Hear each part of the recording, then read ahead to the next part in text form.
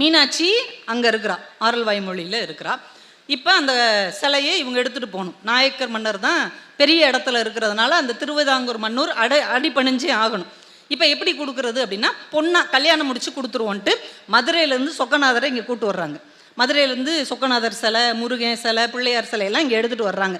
வந்து கல்யாணம் முடிச்சு இவங்க மதுரைக்கு பொண்ணை கூட்டு போக போகிறாங்க. இப்போ 2 ஊரும் செம்ம ஜாலியாகிடுச்சு. மதுரைக்காரங்க மாப்பிள்ளை வீட்டுக்காரங்க, இவங்க பொண்ணு வீட்டுக்காரங்க, அப்படி எல்லா கிராமத்துலேருந்து பழங்குடி மக்கள் கொண்டு சீர் கொண்டு வர்றாங்க. தான் வீட்டு பிள்ளையான இந்த மீனாட்சிக்கு கொடுக்கறதுக்காக வர்றாங்க. அப்படியே ஏரியாவே பயங்கர பிஸியாக இருக்குது. இப்போ இந்த திருமணத்தை நடத்தி வைக்கிற பொறுப்பை ஒரு படை வீரன் கிட்ட அரசர் ஒப்படைக்கிறார். இந்த படை வீரன் தான் எல்லா வேலையும் சுற்றி பார்க்குறான்னா, அவனை பிடிக்காத ஒரு படை தளபதி, அமைச்சர், மந்திரி, அரசருடைய ஆலோசகர்களாக இருப்பாங்கள்ல, அவனை ஏதாவது தட்டி கழிச்சுக்கிட்டே இருக்கிறாங்க.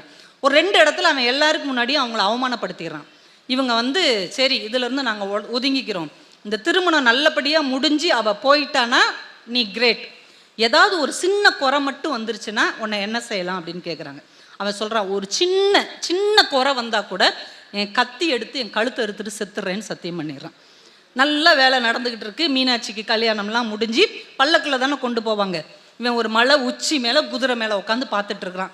அப்பா எல்லாம் நல்லபடியாக முடிஞ்சிருச்சு, மீனாட்சி என் உசுரை காப்பாற்றிட்ட, என் மானத்தை காப்பாற்றிட்டேன்னு அந்த குதிரையில் உட்காந்து பார்த்துக்கிட்டே இருக்கிறான். ராதாபுரம்ன்ற ஒரு எல்லையை தாண்டிட்டா நம்ம பொறுப்பு முடிஞ்சிருச்சு. அதுக்கப்புறம் அது மதுரைக்காரங்களுடைய பொறுப்பு. அது போய்கிட்டே இருக்குது. சப்பரம் இவன் உச்சியிலேருந்து பார்த்துட்டே இருக்கிறான். இவனுடைய வீரர்களும் அந்த சப்பரத்துக்கு பின்னாடி போகிறாங்க. அந்த பல்லக்குக்குள்ளே மீனாட்சியை மடியில் வச்சு ஒரு அர்ச்சகர் உட்காந்துருக்கிறார். இப்போ பல்லக்கு போகிற கூட்டம் வேற அலமோதி போகுதா, அந்த எல்லையை தாண்டறதுக்கு கொஞ்சம் முன்னாடி அப்படியே பல்லக்கு சாயுது. உனக்கு அப்படியே இதயமே நடுங்குது. பல்லக்கு கீழே சாஞ்சு அம்பாளுடைய கை இருக்குல்ல, அது கீழே மண்ணு வரைக்கும் பட்டுட்டு படக்குன்னு அர்ச்சகர் தூக்கிடுறாரு. சப்பரத்தை எல்லாரும் தூக்கிடுறாங்க, கொண்டு போயிடுறாங்க.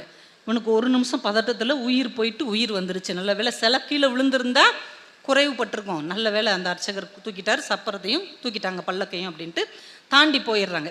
இப்போ இவன் அந்த அமைச்சர் யார்கிட்டையெல்லாம் சவால் விட்டானோ அவங்கக்கிட்ட நின்று, எப்படி நல்லபடியாக நடத்திட்டேன்ல, பரவாயில்லப்பா நீ சொன்னதை சாதிச்சு காட்டிட்ட அப்படின்னு பேசிக்கிட்டு இருக்கும் போதே இவனுடைய குழுவில் இருக்கிற ஒரு படை வீரன் திடுன்னு ஓடி வர்றான். என்னடா இப்படி ஓடி வர்றேன்னு உடனே, நீங்கள் என்னங்க கையில் ஒரு வைர வளையல் வச்சுருக்கிறான். அம்பாளுடைய சிலை அப்படியே கீழே சாஞ்சிச்சுல, அப்போ கையில் இருந்த வளையல் கீழே விழுந்துருச்சு, நான் யாருக்கும் தெரியாமல் எடுத்துகிட்டு வந்துட்டேன்.